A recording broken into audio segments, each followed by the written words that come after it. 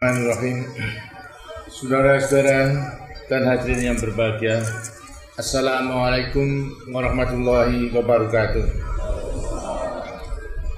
Rasa syukur yang dalam meliputi hati sanubari saya pada hari ini. Saya merasa berbahagia dapat kembali berada di tengah-tengah rakyat Bengkulu, apalagi kehadiran saya di sini adalah untuk meresmikan berbagai proyek pembangunan yang akan membuka kesempatan yang lebih luas bagi rakyat Bengkulu untuk meningkatkan kesejahteraannya. Pagi ini saya akan meresmikan proyek-proyek pembangunan di beberapa bidang. Selain proyek kelistrikan, kita juga akan menyaksikan telah selesainya pembangunan proyek-proyek lain di bidang perikanan dan perkebunan. Kesemuanya itu mencerminkan betapa pembangunan kita bergerak terus. Pembangunan itu bukan hanya bergerak di tempat-tempat tertentu, tetapi di seluruh penjuru tanah air kita. Itu menunjukkan bahwa pembangunan berjalan makin merata. Proyek-proyek pembangunan yang segera akan saya resmikan menunjukkan pula bahwa kita tidak hanya membangun proyek-proyek besar berskala nasional, tapi juga proyek-proyek yang berskala kecil dan yang langsung ditujukan bagi kepentingan masyarakat luas. Pada pagi hari ini, saya akan meresmikan listrik pedesaan dan pusat pendaratan ikan. Proyek seperti ini merupakan upaya untuk memperbaiki kehidupan lapisan masyarakat kita yang berkemampuan rendah. Proyek-proyek seperti ini banyak kita bangun dan bertebaran di seluruh pelosok tanah air kita.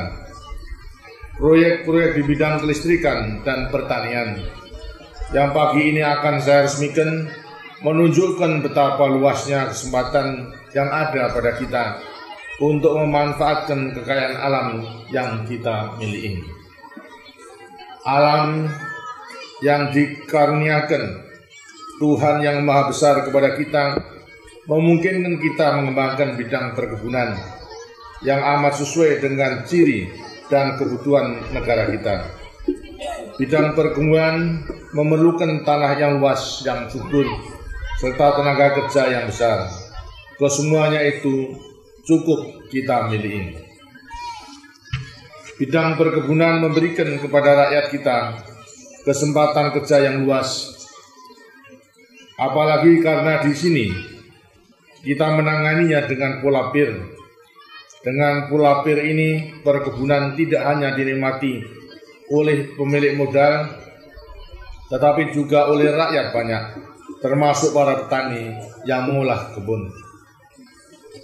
Pola kerja seperti ini menumbuhkan keterkaitan yang erat dan wajar antara yang besar dengan yang kecil, antara pemilik modal dengan rakyat yang hanya dapat menyumbangkan tenaganya.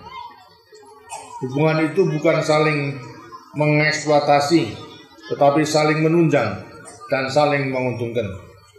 Hubungan seperti inilah yang harus kita kembangkan di berbagai sektor produksi dalam upaya kita membangun ekonomi Pancasila. Bidang perkebunan selain menyediakan sumber pangan, juga menjadi sumber devisa dan sumber bahan baku bagi industri yang amat penting. Pabrik keram rubber yang akan saya resmikan pada pagi hari ini misalnya akan menggunakan bahan baku yang dihasilkan oleh ribuan hektar kebun karet. Pusat pendaratan ikan yang juga akan saya resmikan merupakan prasarana ekonomi yang penting untuk memperlancar kegiatan produksi kapal perikanan serta untuk pengolahan dan pemasaran hasil perikanan. Pusat perikanan sebagai tempat berlabuhnya kapal dan perahu perikan juga merupakan tempat berkumpulnya para nelayan. Karena itu saya harap agar pusat perikanan ini juga dapat menjadi pusat pengembangan masyarakat nelayan. Bidang perikanan amat penting bagi kehidupan bangsa kita. Sejak zaman dulu, rakyat kita adalah rakyat bahari. Laut dapat menjadi sumber kehidupan rakyat hampir tiada batasnya, kalau saja manusia mampu memanfaatkannya dengan sebaik-baiknya. Memang di samping tanah, air merupakan kekayaan alam yang paling dibutuhkan oleh manusia. Air diperlukan untuk menunjang semua bentuk kehidupan di dunia ini. Air kita perlukan untuk rumah tangga, pertanian, dan industri. Tetapi air juga merupakan sumber tenaga yang tiada tara nilainya. Sebuah danau yang tenang dan indah dengan pengetahuan dan kekuatan yang ada pada manusia dapat diubah menjadi sumber tenaga yang dahsyat yang dapat menghasilkan terang, panas, dan gerak. Namun, tanah dan air tidak akan selamanya ada dan bermanfaat kalau manusia tidak memeliharanya dengan menjaga dan dengan sebaik-baiknya. Kita harus berhati-hati dalam mengelola kedua sumber daya alam yang amat pokok bagi kehidupan manusia itu. Bukan hanya untuk kepentingan kita yang hidup sekarang, tetapi juga untuk kepentingan anak cucu, bahkan untuk seluruh umat manusia di sepanjang zaman. Saya katakan demikian karena hutan-hutan tropis kita merupakan paru-paru dunia yang penting bagi kehidupan bangsa kita sendiri dan bagi umat manusia di seluruh dunia. Kita punya pendirian yang jelas mengenai lingkungan hidup. Segala langkah pembangunan yang kita lakukan akan selalu memperhatikan kelestarian lingkungan. Sebabnya adalah karena kita membangun bukan hanya untuk masa kini, tetapi selalu dengan pandangan ke masa depan. Kita juga sadar bahwa lingkungan alam yang baik memberi kita kualitas kehidupan yang baik pula. Saudara-saudara dan hadirin sekalian, negara kita dikaruniai Tuhan yang Maha Kuasa kekayaan alam yang tidak dimiliki oleh banyak bangsa lain. Namun kekayaan alam kita tidak melimpah ruah, tidak berkelebihan. Bahkan karena penduduk kita jumlahnya besar, maka kebutuhan kita pun besar pula. Karena itu jika kekayaan alam tadi tidak kita kelola dengan baik, jangan-jangan kekayaan alam itu tidak memadai lagi untuk menunjang kebutuhan bangsa kita di masa depan.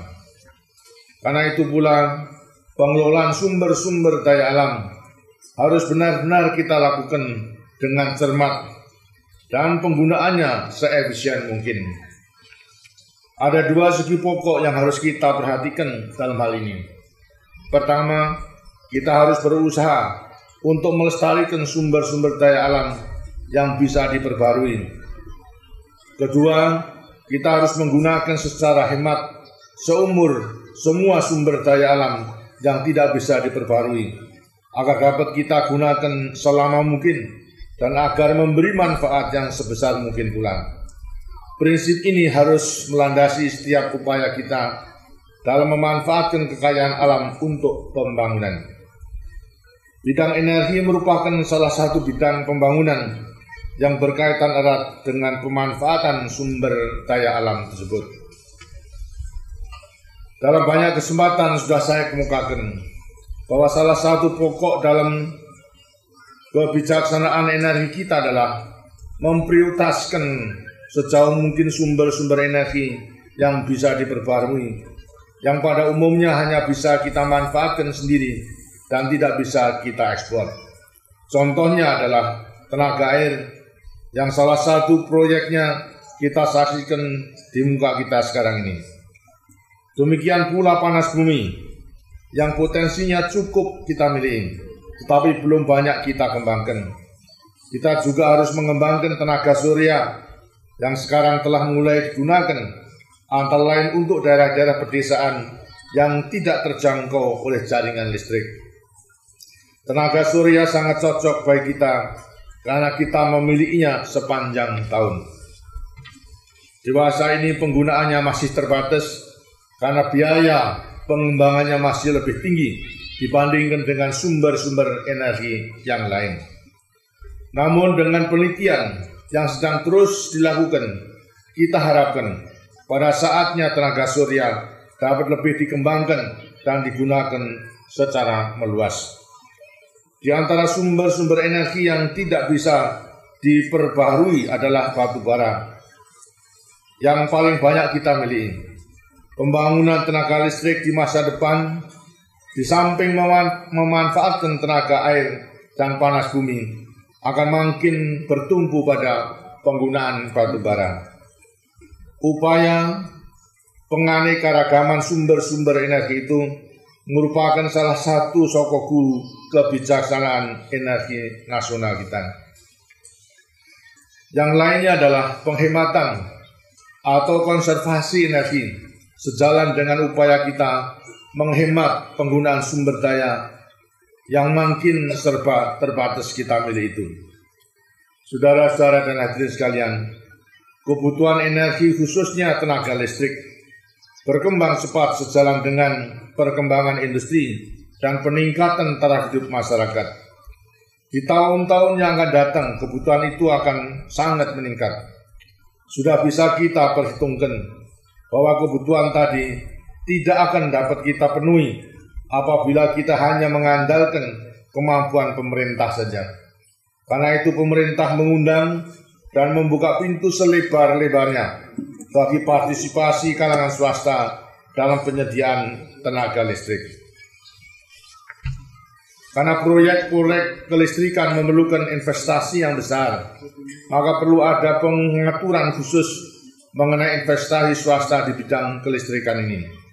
Pemerintah telah menetapkan pokok-pokok kebijaksanaan mengenai partisipasi swasta dalam penyediaan tenaga listrik sebagai landasan dan sekaligus memberikan kepastian bagi swasta yang berminat untuk memasuki bidang tersebut.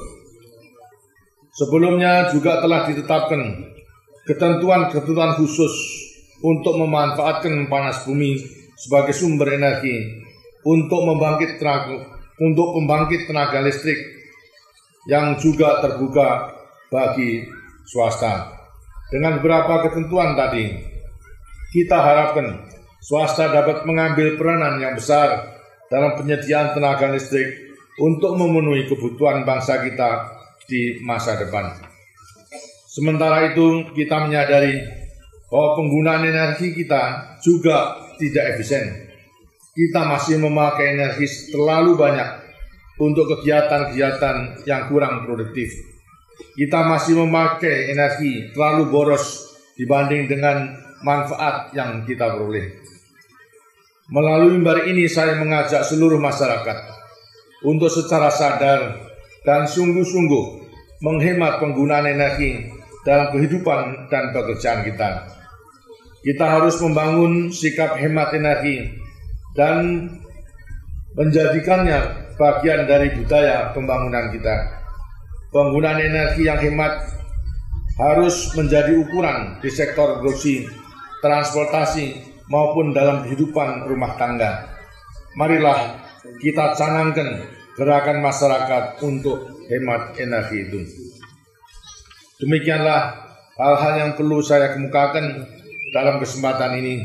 Dan akhirnya dengan ini saya resmikan PLTA Tes di Desa Tes, proyek jaringan transmisi dari Tes ke Bengkulu, proyek jaringan transmisi dari Bukit Asem ke Batu Raja, Kota Bumi, dan Bandar Lampung, listrik pedesaan di 173 desa dalam 33 kecamatan Provinsi Bengkulu, proyek pabrik kram rubber PTP 23, dan proyek pusat pendaratan ikan di Pulau Bai.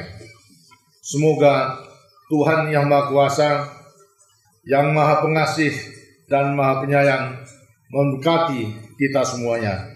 Terima kasih. Wassalamualaikum warahmatullahi wabarakatuh.